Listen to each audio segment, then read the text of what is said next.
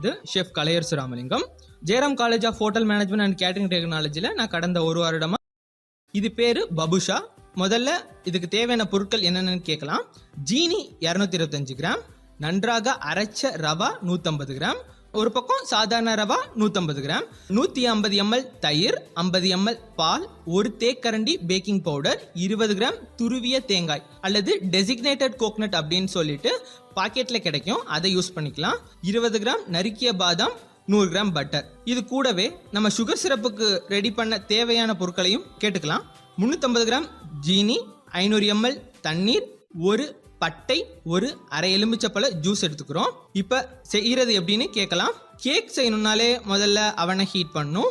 நம்மள்ட்ட அவன் இல்லைன்னா பரவாயில்ல, இட்லி சட்டியில கூட நம்ம பேக் பண்ணிக்கலாம். முதல்ல நமக்கு தேவையான பொருள், அந்த கேக் மோல்ட பட்டர் தடவி எடுத்து வச்சுப்போம், அல்லது ஒரு அலுமினிய கிண்ணத்தை பட்டர் தடவி எடுத்து வச்சுப்போம். ஒரு அகலமான கிண்ணத்துல ரப்பரால ஆன கரண்டியை வச்சு தயிர் மற்றும் ஜீனியை நல்லா மிக்ஸ் பண்ணிப்போம். அது கூடவே இந்த ரவையும் சேர்த்து நல்லா கலந்துப்போம். அதுல பால் மற்றும் பேக்கிங் பவுடரை சேர்த்து எல்லாத்தையும் ஒன்னா கலந்துப்போம். எடுத்துக்கிட்ட பட்டரை நல்லா உருக்கிட்டு இந்த கலவையில சேர்க்கணும். இப்போ நமக்கு கேக் பேட்டர் தயார். பண்ணி வச்சிருந்த மோல்ல ஊத்தி வச்சுப்போம்.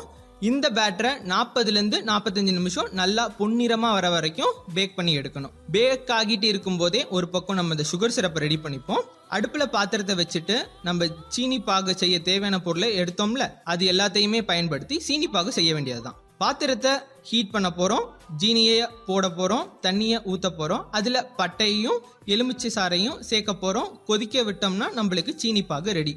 பேக்காகி ரெடியான கேக்கை இறக்குனதும் இந்த பாகை மேல ஃபுல்லா ஊத்தணும். பாகை நல்லா குடிச்சிட்டு கேக் ரெடி ஆயிடும். இப்போ உங்க பபுசா ரெடி. அடுத்த ஒரு அற்புதமான ரெசிபியோட உங்களோட விடைபெறுகிறேன். நன்றி, வணக்கம்.